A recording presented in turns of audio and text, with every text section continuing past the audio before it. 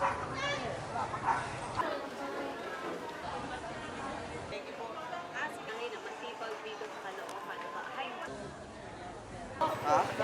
Saan galing to?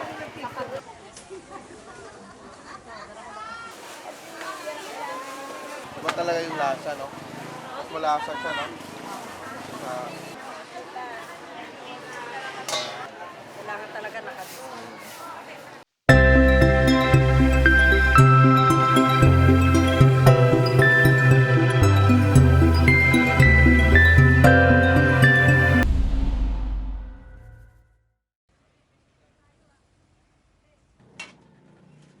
Not a day goes by that we do not use salt. It is used in almost every major industry known to man. But when we talk about salt, cooking first comes to mind, for no kitchen would be complete without salt. We have been using salt for centuries, and since the beginning, it has been one of the most valuable items to navigators and traders. The earliest reference to salt that I've found is dated 1521, when the crew of Fernando Magallanes arrived in the Philippines. He had with him a man from Florence by the name of Antonio Pigafetta. And so Pigafetta wrote, "The food that we've been eating is half-cooked and I quote, very salty." In the past, salt was made in many different ways. But today, one method has become the most popular. It is the sal de sangli. That was the best for a commercial type of salt making.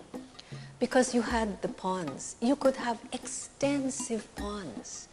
That salt making by ponds is what was being done by the North Africans, by the Venetians. You can see it still being done in France.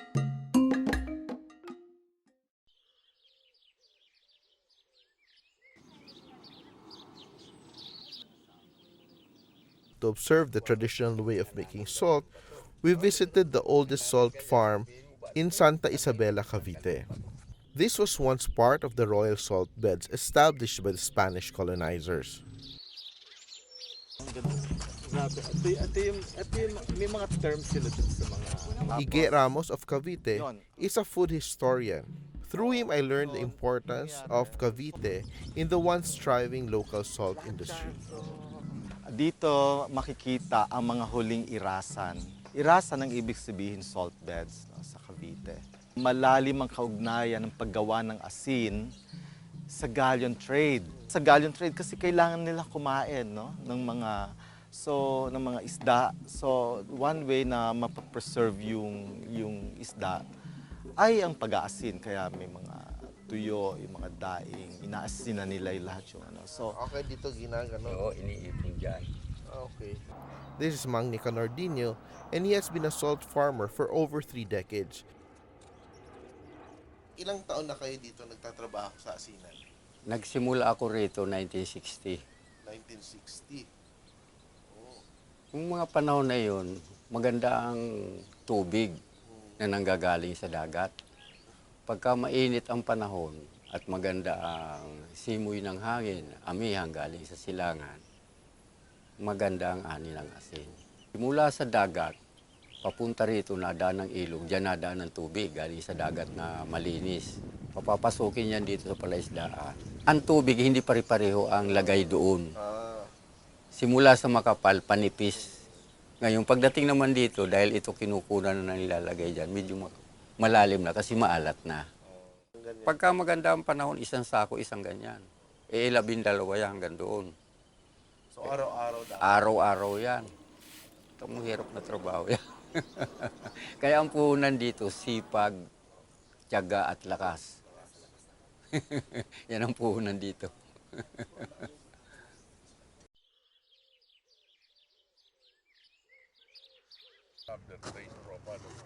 This is Johnny Konghun, the man behind this 500-hectare salt farm in Bolinao, Pangasinan. In 1983, he stepped in as the head of Pacific Farms, makers of Salinas salt-based products. Can you tell me a brief history of Pacific Farms? Well, in 1956, there's an American gentleman whose name is Joseph Hart, tried to venture on fish pond. So that is the beginning of the area wherein that's about 50 to 60 hectares. And then later on it was, they identified that the area is very conducive for a very good salt making.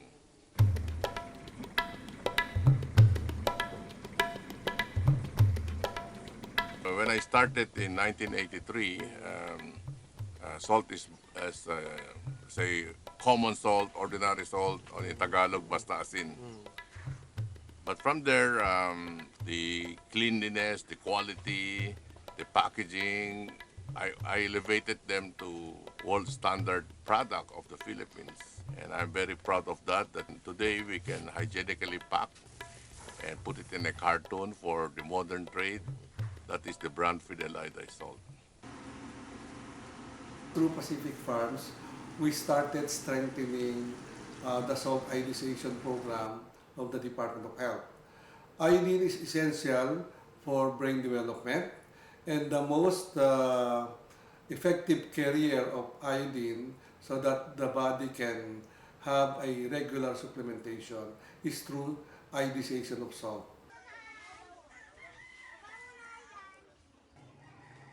During the time that we have started, 4 out of 10 Filipinos have seen to be having iodine deficiency disorders like goiter, hypothyroidism. With this project, I think it contributed in the reduction of these disorders.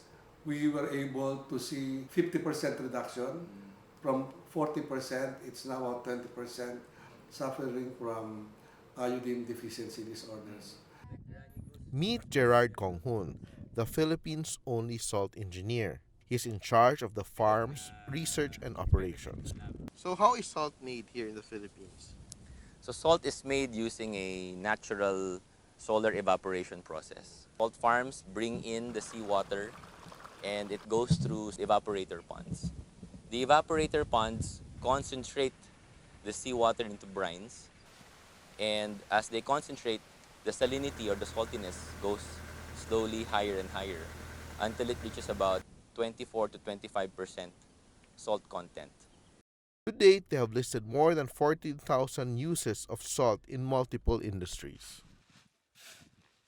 We transfer the brines into crystallizer ponds. The crystallizer ponds are where the salt crystals form. Our workers harvest the salt and put them into stockpiles where we sort out and bag and prepare the salt for our customers. For many Filipinos, salt is found here, the public market. It is the most accessible source of salt and salted products.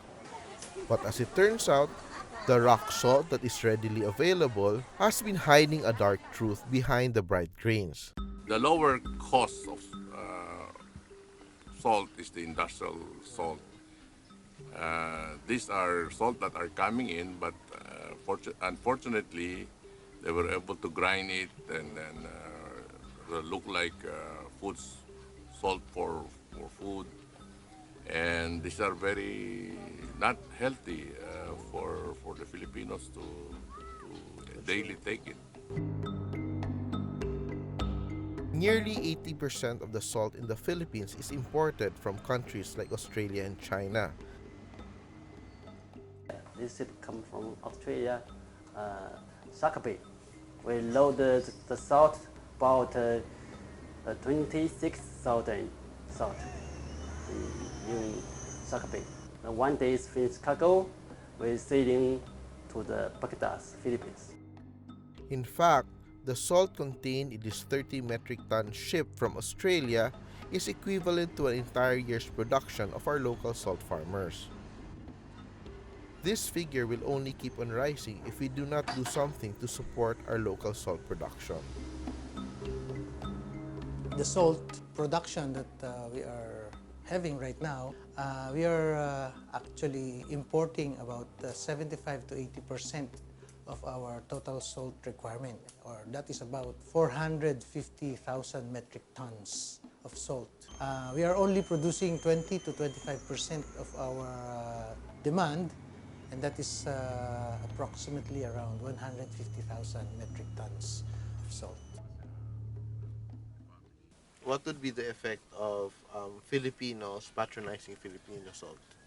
Well, if we subdivide it as Filipino, eat Filipino salt for retaining its original taste and different food choices, that will mean that it can help a lot of salt farmers.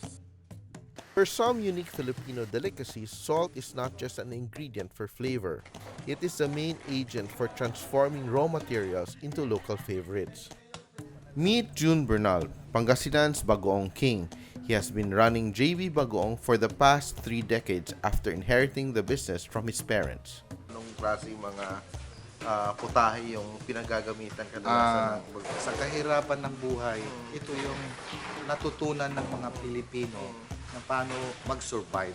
Especially pag ginamit mo, kumuha ka ng kamatis. Dudurugin mo yung kamatis doon sa tabi ng mainit na kanin, and then lalagyan mo ng sauce ng bagoong. Yun. In order to produce bagoong, they use 50,000 kilos of fresh fish every day and roughly 20,000 sacks of salt every year. Kung wala yung asin, hindi magiging bagoong country ang barangay Pangapisan dito sa Lingayen. Pinaka-importante sa lahat para ma-preserve yung isda namin, asin ang hinahalo namin para hindi siya mahulog. At siya yung nakakatulong para maging mabango, mag-produce din ng aroma. In Alaminos, Pangasinan, we met Marjorie Biason, a tinapa maker who showed us the art of making this iconic Filipino delicacy. According to Marjorie, salt is a vital part in making tinapa, not just to bring out the flavor of the fish, but also to preserve it. Pag hindi mo naman lalagyan ng alat ang isang tinapang bangus, madaling masira. Ang tinapang bangus talagang magtatagal siya kasi bukod sa may asin, luto na siya. After 3 hours of salting, boiling, and smoking, we have the golden brown treat we call tinapa. Buro is another uniquely Filipino dish, making the most out of local fish, rice, and locally made salt. In Pangasinan's Buro country of Bayambang, we met Norberto de Vera and food scientist Dr. Raquel Pambid, who showed us their award-winning recipe for burong dalag or mudfish. Can you tell us what buro is? Puro is actually fermented fish with rice. We are fermenting it for 18 days.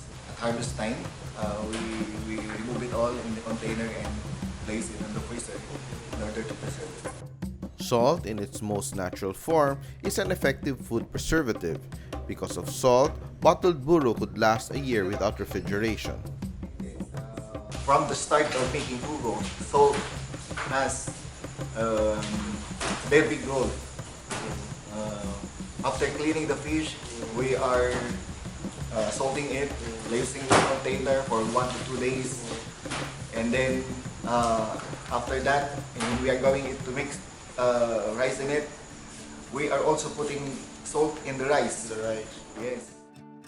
With their constant innovation and passion to preserve the tradition of buro making, Norberto and his team created different kinds of dishes made from buro, like fried lumpia, buro in coconut milk, and even toasted sweet buro, which I really find interesting.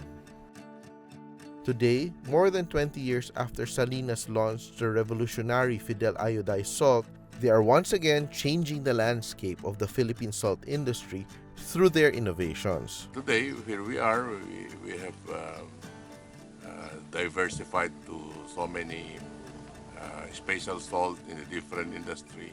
One of them is your food salt that makes elevating its taste, and therefore that is the gourmet salt, RON gourmet salt. In this family restaurant in the city of Tagaytay, they just took their menu to a next level by using gourmet salt. Yung varisyon kasi ng Arwin, 16 varisyon na Arwin. Talagang makikita mo na, mag-prepare ka lang kung saan siya babagay sa lahat ng mga dish na gagamitin mo. Pero ang ginagamit namin ngayon, yung sa kinilaw natin, talagang isda lang siya. Tapos, minix namin si Arwin Calamansi. Yung taste niya nandun na, yung asim ng konti nandun na rin. Kompleto na siya.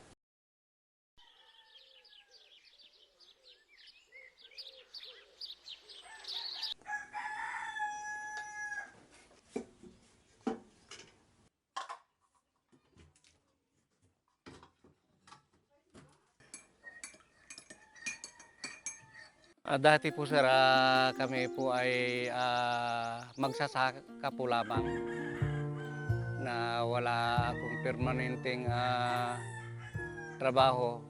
Dati po wala kaming hanap buhay. Talagang kinakapuso po sa gastusin. Kaya talagang mahirap ang buhay dati.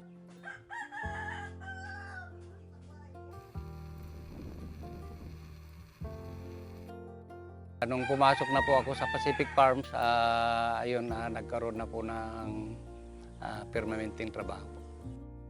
Behind every successful endeavor is a dedicated team of workers. At Pacific Farms, there is no shortage of hard workers. Bilang division manager, ayun po yung posisyon ko po hanggang ngayon po. Ang division manager ay nagbibigay ng instruction sa mga subordinate po. Tapos kapag nabigyan na po sila ng instruction, i-double check po yon kung tama yung nagawa ng subordinate.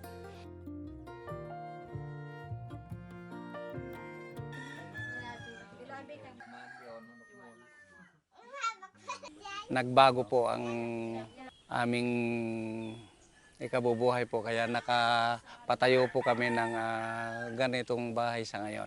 Ako po ay nagpapasalamat sa pagtanggap po nila sa aking pamilya at pagkatiwala po sa amin bilang salt farmer.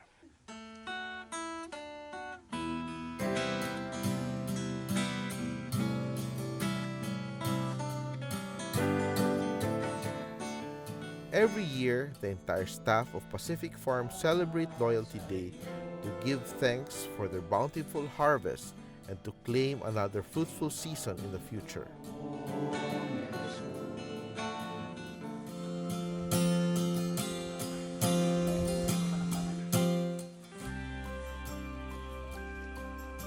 Kaya nandito tayo ngayon upang kumain bilang pagpapasalamat natin dahil narating na naman natin yung Unity Day. Kasi kada taon ginagawa namin ito parang pagpapasalamat. Ano yung matutulong niya sa industriya kapag ang lahat ng Pilipino gumagamit ng Philippine salt?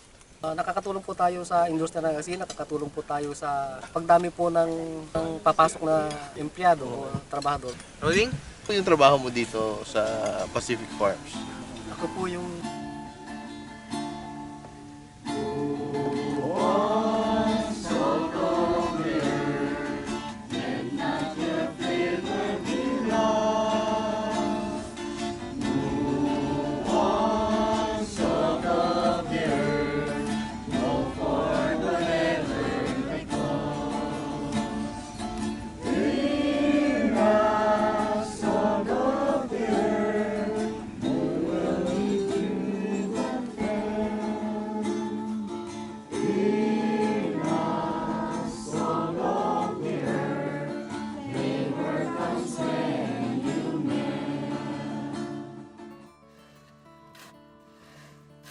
The struggle is real for the local salt industry, but thanks to the efforts of the Department of Science and Technology and the local salt producers, these challenges are met with technological advancements and innovations.